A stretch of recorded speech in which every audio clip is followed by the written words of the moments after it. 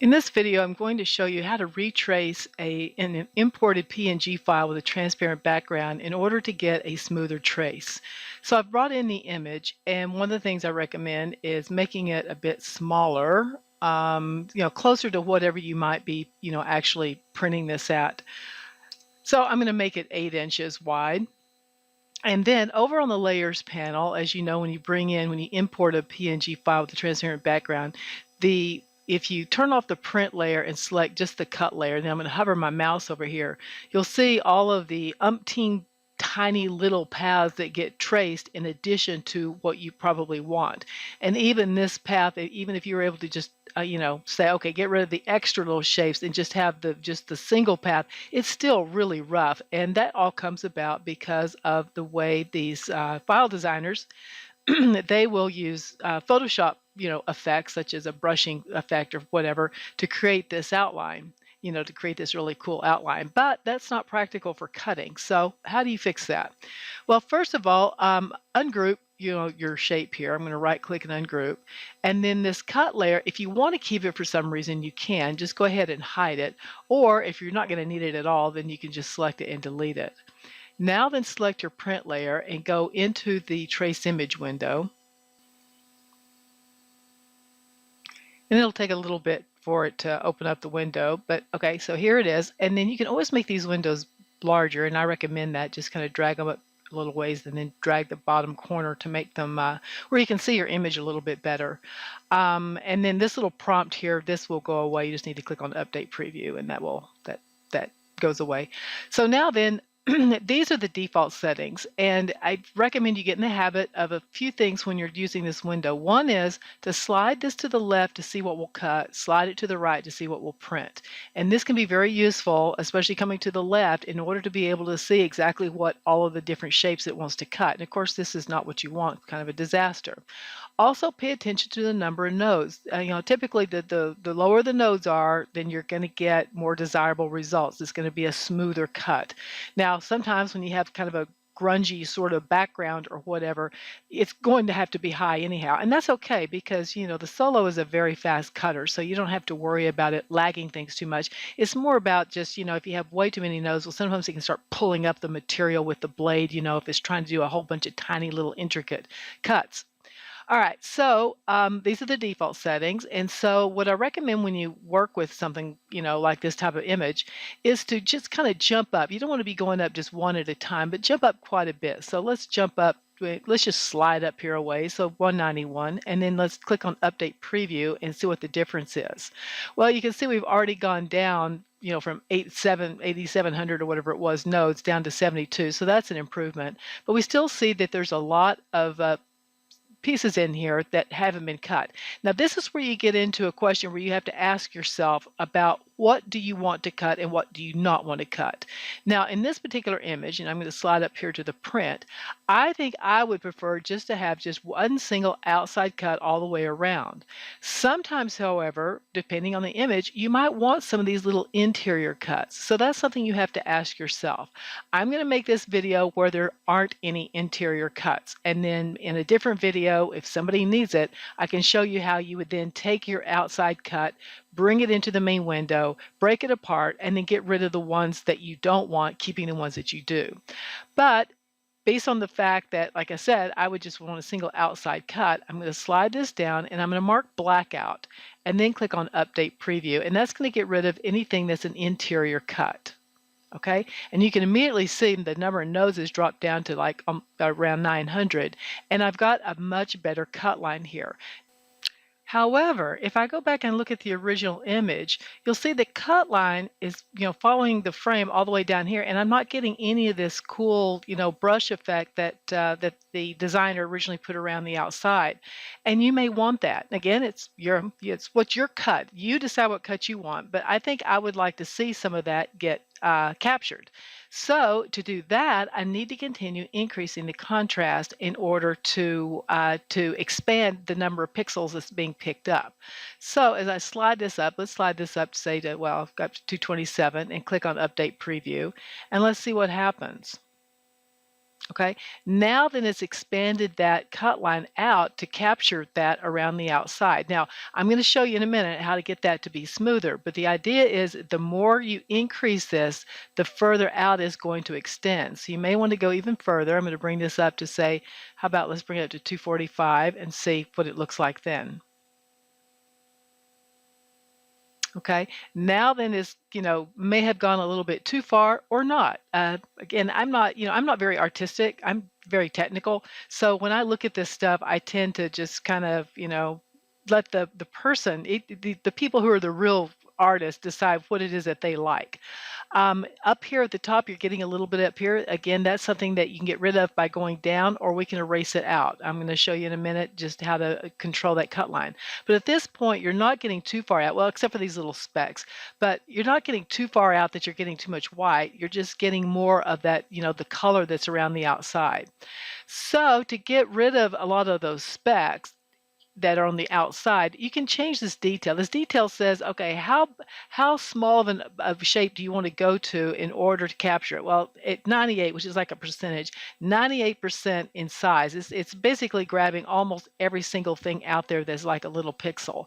So you can bring that down. Since you only want a single cut line, you can bring that way down, say to 5, and it's going to get rid of all of those little specks out there. So that certainly helps get rid of a lot of them and also brings the node count down. Now then, let's get this smoother cut line. So I'm going to zoom in nice and tight like this so that I can see things very well. And now then, and under this edit mode, we're going to go to draw mask. Now then, the way draw mask works, I'm going to go ahead and click on update preview again so I get my line back. The way it works is that you have a choice between foreground and background. Foreground, you have to remember, foreground means add to the middle. Background means erase out from the outside. All right, so let's start with background. And then you have a size setting here. I'm going to start with 10, and I'm just going to show you how it works. I'm just going to come down here and kind of go down this line here, something like this, and then start coming out here, just like that, and click on Update Preview. Let me show you what it did. See how it changed the cut line. So actually you're using it kind of like a pen tool, and you could actually use like a stylus if you have one. I'm just using my mouse to do this, and I'm perfectly happy with that. But this tool is going to allow you to get a smoother line for cutting, which will reduce the number of nodes and then also just kind of make it usually will cut like a little bit better. All right, so I'm just kind of dragging my mouse around here and getting rid of the stuff that I don't want to cut. Okay, so let's do something like that and click on Update Preview. Okay, and you can see that it doesn't have to be perfect because again, this is, just based on the nature of this Photoshop brush effect that's been added to it, is going to look kind of like this. And that's okay. You're just kind of looking for anything that might be a little bit troublesome. Now let me show you how the other one works. That's background where I'm working outside the cut line. If I switch over to foreground, then I'm working inside. And for example, say right here, I could just kind of brush around here, kind of like this. Always making sure that most, at least some of the cursor is on the inside of the image. All right, and now click on Update Preview. So then down here again, I'm still on foreground. That means I'm working inside the image, and I'm just going to come down like that. Okay, and you're just kind of working yourself around the image as you go. And see, I'm already down to 1,000 nodes now, which is what happens when you use this tool. You tend to smooth things out a bit. And it really is up to you whether or not you want to leave it, grungier or less grunge. It's entirely your choice. All right, so back here, I might come back and go back to the background. I don't know. It's kind of, it doesn't really matter. It just kind of depends on where I'm at and what I think I need to do. And I kind of go a little bit overboard on trying to get rid of some of these bumpy parts because you might love them, and that's your choice. I'm probably overdoing the whole like your choice and your whatever you want to do, but again, I'm just trying to make it obvious. Like right here, this could cause a real problem with cutting because it's coming up here really close to the thing and then coming out here, and what could happen is like the blade could end up like pulling up part of the material. It could even rip the material at that point, and the the material could get caught up inside the blade holder. There's all sorts of things that can happen, which is the reason why you might want to make this a little bit smoother. Like this little thing right here. Really look for if you see any kind of like a really tight little loops. Those can definitely be problematic for cutting if it's like just a little tiny loop. All right. And then things like this here, you know, this little bit here, if that bothers you, get rid of it. If it doesn't, then don't. All right. And then again, I'm just working my way around. And by the way, sometimes when you're working with like the foreground tool, you'll see that like you'll drag your mouse and then suddenly you'll see like a white area in there. Don't worry about that. That's okay. It's not doing anything different. All you're focused on at this point, in fact, let's slide this down and you can see what I mean. See some of these white areas that are being formed? That's what originally was indicated of where the cut line was at, and now it's not. Don't worry about that. It doesn't mean anything when you see that. So. All right, and then I'm still on foreground. Again, it's a good idea to always kind of check and make sure you know which side of the cut line you need to be on. And then up here, I don't need this, and so come over back to background and just erase all this out.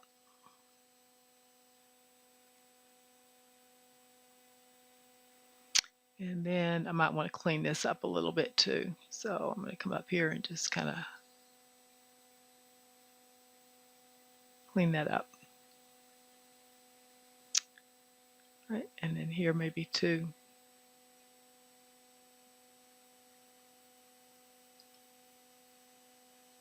Okay, and then this, and then I've got the part at the top that you can decide, like this I may get rid of because it seems a little too much, like kind of unnatural, you know, kind of like you want to just follow her hairline a little bit closer, I think. And then you can decide about this part, whether you want to get rid of it or you want to keep it. You got to zoom out a little bit so I can get a feel for it.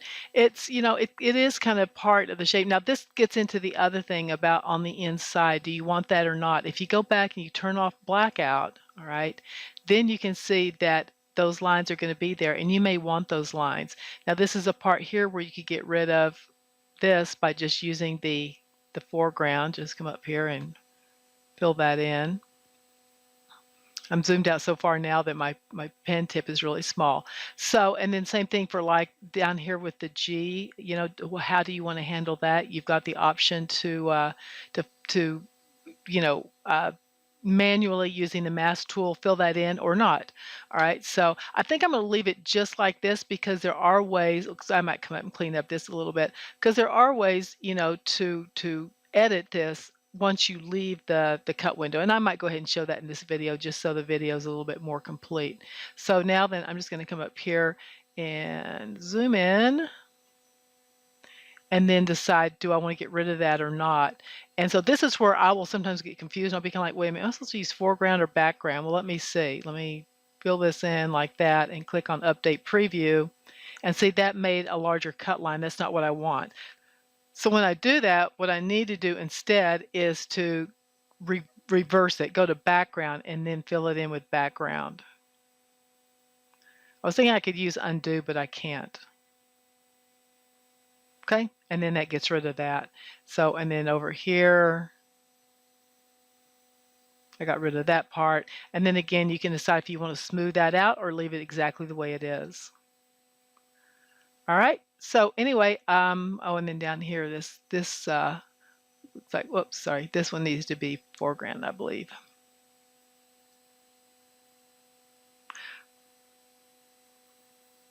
Okay, and then you could continue making that smoother if you wanted to. Anyway, I'm going to stop now, okay? So then I'm going to go ahead and just click on OK. And then when you click on OK, you come in and you're like, yeah, I don't want that. Well, no problem. First of all, take this cut layer and come over to your fill and stroke panel and turn off the fill color. Send that to none. And now then that's just, you know, a black line. Now, of course, you wouldn't want that line to print. So the way we control that is on the style panel. Come over to the style panel and change it from cut to print plus cut cut only. That means it can't print, it will only cut. Now that if you want to do additional, note editing or whatever, you could do that. I mentioned before about what to do in case you decided you wanted to get rid of some of these pieces. Like right here, see, I've got a little piece right there that I missed that I don't want that one. So you take your image and go to Object, Break Apart, and now then I can select these little things and get rid of them. Anything. And of course, that's part of the letter G. Do I want that or do I not? Do not. If I don't want those, then I can just select the two of them and delete them. But then I can still leave these pieces up here if I wanted to. So once you're finished editing that way, then you can select everything and go to Object, Merge, and it makes it all one shape again, and then turn on the print layer. Okay. And then at that point, you're basically ready to go unless you see more editing you need to do. So anyway, I hope this video is helpful. And if anyone has any questions, please let me know.